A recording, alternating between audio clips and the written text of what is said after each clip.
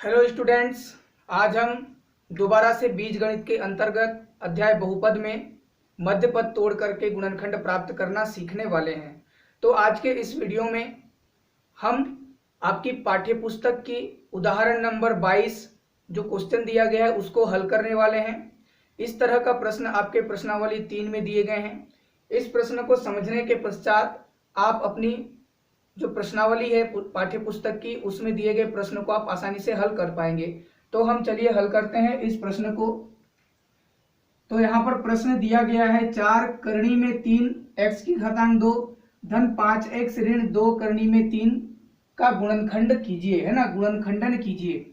तो सबसे पहला काम हमारा क्या होता है, गुणनखंड करना, है ना।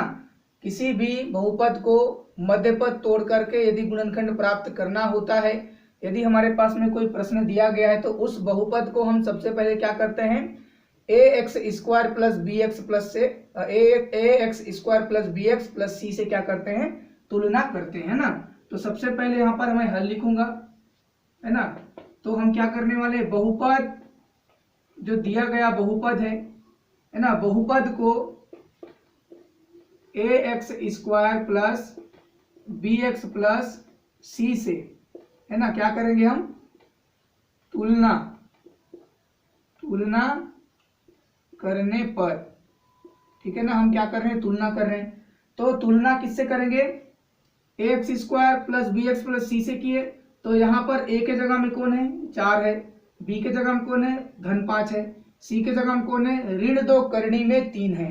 तो उन सारे ए बी सी को हम क्या करने वाले हैं, अभी लिखने वाले हैं। तो आपको यहाँ पर ए बराबर क्या मिला, आपको यहाँ पर a बराबर क्या मिला, 4 करनी में 3 मिला, ठीक है ना। आपको b बराबर क्या मिला, 5 मिला। c बराबर क्या मिला, यहाँ पर देख रहे हैं ऋणात्मक में है, 2 करनी में 3, ठीक है ना। तो जैसे ही हमको a b c मिल जाता है उसके पश्चात हम क्या करते हैं, a और c का गुणा करते हैं। तो हम क्या कर देंगे, यहाँ पर a गुणा c कर देंगे, ठीक है ना। हमने क्या कर देंगे, यहाँ पर a गुणा c कर देंगे, मतलब ए कौन है, 4 करनी 3 और सी कौन है, ऋण 2 करनी में 3 है। तो इसका गुणा हो जाएगा 4 करनी में 3 गुणा ऋण 2 करनी में 3, इसका गुणा कर दीजिए तो क्या हो जाएगा, यहाँ पर देखिए करनी 3 है, करनी 3 है ना। यहाँ पर करनी 3 का गुणा होगा और ऋण 2 का और 4 का गुणा हो जाएगा। आपको गुणा करने आना चाहिए। तो यहाँ पर ऋण 2 का 4 के साथ में गुणा क्या हो जाएगा, 2 चौक क्या हो जाएगा, 8 हो जाएगा। कैसा 8 होगा, ऋण 8 होगा, क्योंकि यहाँ पर 2 के सामने में ऋण का चिन्ह है, ऋण और धन क्या हो जाएगा, गुणा ऋण हो जाएगा। 4 दूनी 8 हो गया। उसके पश्चात हम करनी 3 और करनी 3 का गुणा करेंगे।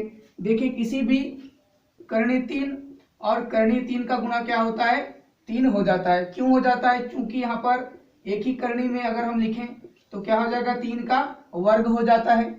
यहाँ पर क्या हो जाएगा, वर्ग और अंडर रूट क्या हो जाता है, यहाँ पर कैंसल हो जाते हैं। तो यहाँ पर क्या बच जाता है, 3 बच जाता है। तो देखिए यहाँ पर मैं पूर्ण रूप से यहाँ पर हल करने वाले हैं। सबसे पहले तो करनी 3 और करनी 3 को एक ही करनी में लिख देते हैं, 3 गुणा 3। तो इसका मतलब अभी मैंने बताया क्या होता है, करनी 3 के अंदर, करनी के अंदर में, है ना, एक जोड़ा यहाँ पर पाया जा रहा है। तो इसका मतलब क्या हो जाएगा, इसका 3 ही हो जाएगा। तो ऋण 8 गुणा, इसका मतलब क्या हो जाएगा, 3 हो जाएगा, ठीक है ना। 3 को क्या कर रहे हैं, गुणा कर रहे हैं, किसके अंदर में, करनी के अंदर में। तो इसका मतलब क्या हो जाएगा, 3 ही हो जाएगा। तो अब देखिए 8 गुणा क्या हो गया, 8 गुणा 3 हो गया है। तो 8 तिया अब क्या हो जाएगा, 24। कैसा 24 होगा, ऋण 24, क्योंकि यहाँ पर 8 में क्या है, ऋण है, 3 में धन है, ऋण और धन का गुणा क्या हो जाएगा, ऋण हो जाएगा। तो अभी हमारे पास में एसी क्या मिला, एसी हमारे पास में ऋण 24 मिला। तो जैसे ही हमारे पास में एसी मिल जाता है तो हम उस एसी का क्या करते हैं, संभावित गुणनखंड प्राप्त करते हैं ना, संभावित गुणन। तो आप यहां पर संभावित गुणनखंड प्राप्त करेंगे। तो देखिए इसका ऋण 24 का संभावित गुणनखंड का मतलब क्या होता है, किन दो संख्याओं को गुणा करेंगे तो ऋण 24 आएगा, किन दो संख्याओं को गुणा करेंगे तो ऋण 24 आएगा। तो मैं यहां पर बोलूंगा सबसे पहले तो 1 का गुणा कर दीजिए ऋण 24 से, तो आ जाएगा ऋण 24, ठीक है। या फिर आप 2 का गुणा कर दीजिए ऋण 12 से, तो आ जाएगा आपका ऋण 24। या फिर आप 3 का गुणा कर दीजिए ऋण 8 से, तब आ जाएगा आपका कितना, ऋण 24, 3 अट्ठे 24, 4 के साथ भी होगा, 4 गुणा 4 का किसके साथ में, ऋण 6 के साथ में कर दीजिए तो ऋण 24, ठीक है ना। और उसके पश्चात 5 के साथ में होता है, 5 में नहीं हो पाता है ना, 6 का तो हो गया, ठीक। तो इतना तक यहाँ पर क्या मिल जाएगा हमको, संभावित गुणनखंड मिल जाएगा। तो देखिए हमारे पास में ऋण 24 का संभावित गुणनखंड मिल चुका है। अब इसी संभावित गुणनखंड में से हमको चुनना है कि कौन सा संभावित गुणनखंड हमारे मध्य पद को तोड़ने के लिए सही साबित होगा। तो हम किसको तोड़ने वाले हैं, मध्य पद को तोड़ करके, है ना। देखिए यहाँ पर मध्य पद क्या है, 5x है, तो यहाँ पर 5 आना चाहिए, मध्य पद के रूप में 5 आना चाहिए किसी को तोड़ने पर। तो देखिए किसको तोड़े, किस रूप में तोड़े, तो हमारे पास में 24 और 1 है, जोड़ेंगे तो भी 5 नहीं आएगा और घटाएंगे तब भी 5 नहीं आएगा। 12 2 है, इसको जोड़ेंगे घटाएंगे तब भी 5 नहीं आएगा। 8 3 दिख रहा है, 8 3, इसको जोड़ेंगे तो ज्यादा हो जाएगा लेकिन घटाएंगे तो 5 आएगा, ठीक है ना। 4 और 6 इसको जोड़ेंगे तो और घटाएंगे तो भी नहीं आएगा। तो कहाँ आ रहा है, 3 गुणा ऋण 8 को यदि हम पकड़ते हैं, इस संभावित गुणनखंड को पकड़ते हैं, तो इसमें हमको 5 मिल रहा है ना, 8 में 3 घटाएंगे तो 5 मिल रहा है। तो इसीलिए हम क्या करेंगे, इसी वाले संभावित गुणनखंड को सेलेक्ट करेंगे और इसी को मध्य पद के रूप में तोड़ेंगे। तो चलिए हम यहाँ पर हल करेंगे कैसे।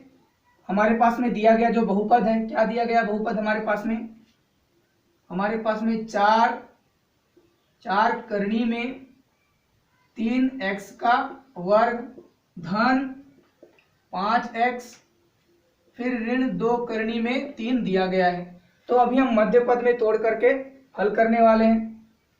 4 करनी में 3x स्क्वायर का 4 करनी में 3x स्क्वायर लिख दीजिए, पहले हम इसको लिख देते हैं।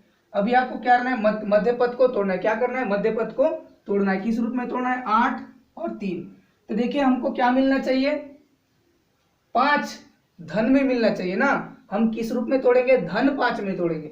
तो यदि आप क्या करते हैं, 3 और 8, ठीक है ना, यदि आप क्या करते हैं 3 ऋण 8 में 3 घटाते हैं और 8 के सामने में ऋण रखते हैं, तो आपका जो 5 है वो कितना आएगा, ऋण 5 आएगा, जो कि गलत हो जाएगा, है ना। हमको क्या लाना है, +5 लाना है। तो इसलिए हम यहाँ पर क्या करेंगे,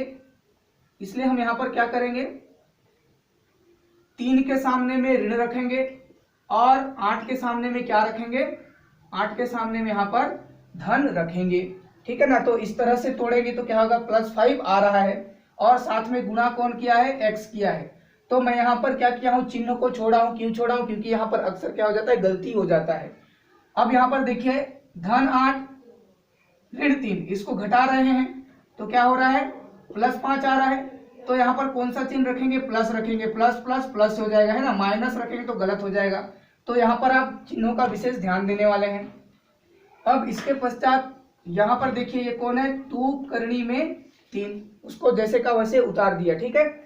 इसके पश्चात हम क्या करेंगे, कोष्टक के अंदर में जो मध्य पद के रूप में तोड़े हैं, इसको x से गुणा करना है। इसके बाद 4 करनी में 3x स्क्वायर का 3x स्क्वायर उतार दिया। अभी ऋण 3 का x से गुणा क्या हो जाएगा, देखिए यहाँ पर प्लस हमको नहीं लिखना है फिर ऐसे में, क्योंकि यहाँ ऋण 3 है, x का गुणा क्या हो जाएगा, ऋण 3x हो जाएगा, +8 का गुणा x से क्या हो जाएगा, +8x हो जाएगा। फिर ऋण कौन है, 2 करनी में 3 है। तो अभी हमारे पास में थोड़ा सा हल हो चुका है। इसके बाद देखिए क्या करेंगे, हम जोड़ी बनाएंगे। किसका, इसका जोड़ी 1 और इसका जोड़ी 1 यहाँ पर बन जाएगा। तो जैसे यहाँ पर क्या करते हैं, इसको हम जोड़ी बना लेते हैं, ठीक है ना। इसको क्या कर लेते हैं, हम जोड़ी बना लेते हैं। तो अभी हमको क्या करना है, उभयनिष्ठ निकालना है। क्या करना है, उभयनिष्ठ निकालना है। तो देखिए यहाँ पर उभयनिष्ठ निकालना थोड़ा सा यहाँ पर कठिनाई महसूस होने वाला है, तो आप ध्यान से देखने वाले। यहाँ पर 4 करनी में 3 का स्क्वायर है, ऋण 3x है। तो यहाँ पर ऐसा कौन सा कॉमन चीज है जिसको हम बाहर निकालें। तो देखिए यहाँ पर यदि मैं क्या करता हूँ, 3x को बाहर निकालता हूँ तो अंदर में तो यहाँ पर √3x है, तो किसके साथ गुणा करूंगा, 3x का मैं यहाँ पर किसके साथ गुणा करूंगा, तो 4 करनी 3x आएगा, 3x का स्क्वायर, है ना। ये 3x भी कैंसिल हो जाएगा। यदि मैं करनी 3 को निकालता हूँ, 4 करनी 3 को बाहर निकालता हूँ तो यहाँ पर x स्क्वायर। तो यहाँ पर मैं ऐसा क्या रखूँ कि 4 करनी 3 को किसके साथ गुणा करूँ तो 3x आएगा। बहुत बड़ा मुश्किल हो जाएगा ना। यहाँ पर कठिनाई होगी। तो इसलिए हमको यहाँ पर उभयनिष्ठ के रूप में क्या निकालना है अच्छी तरह से समझना है। देखिए जब भी हमको एक चीज यहाँ पर दिख रहा है करनी में 3 है, ठीक है ना, जब भी आपको एक साइड में करनी 3 मिला और यहाँ पर सिंपल से कहें तो यहाँ पर बिना करनी में 3 है, करनी में है ही नहीं, ठीक ना। तो यहाँ पर आपको क्या करना पड़ेगा, ये जो 3 है इसको भी क्या करना पड़ेगा, करनी 3 में करना पड़ेगा। देखिए ये जो सिंपल 3 लिखा हुआ है इसको हम करनी 3 में कैसे बदलेंगे। इस 3 का मतलब क्या होता है, सामान्य जो 3 है बिना करनी वाला, इसका मतलब क्या होता है, 3 ये होता है, 2 ठो करनी 3 का गुणा करेंगे तो हमारे पास में ये 3 आ जाता है बिना करनी वाला, मैंने आपको करके बताया था अभी, है ना।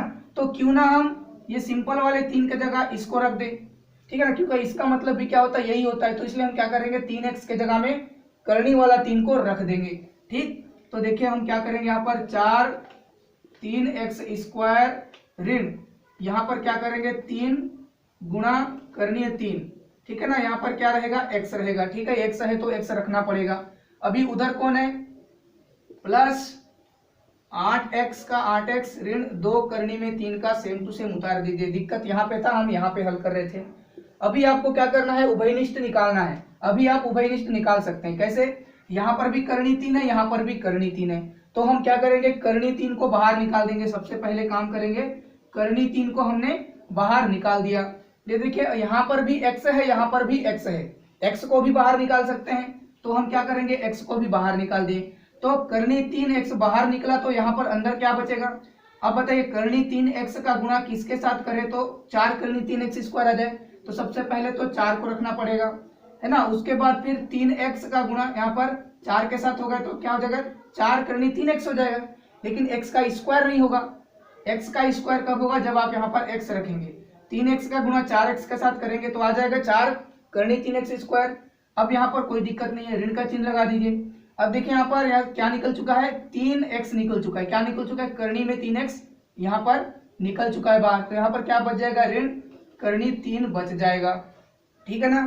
फिर प्लस यहाँ पर देखिए 8x ऋण 2 करनी 3, तो आप यहाँ पर देखिए यहाँ पर ऐसा कौन सा कॉमन चीज है, कौन सा कॉमन चीज है जिसको हम बाहर निकालें। ठीक है, 2 के पहाड़ा में 8 आ रहा है, 2 के पहाड़ा में 8 आ रहा है, तो हम क्यों ना 2 को ही बाहर निकाल दें। देखिए यहाँ पर क्या हो जाएगा, 2 को बाहर निकाल दीजिए तो अंदर में क्या बच जाएगा, यहाँ पर 2 का पहाड़ा किसके साथ पड़े तो 8x आएगा, 4 के साथ में, 2 चौक 8, 8x आना है इसलिए 4 के साथ में x, ठीक है, माइनस। अब 2 के साथ में किसका गुणा तो 2 करनी 3, आप क्या कर देंगे करनी 3, ठीक है ना। यहाँ पर करनी 3 के साथ 2 का गुणा करेंगे तो ऋण 2 करनी 3 आ जाएगा।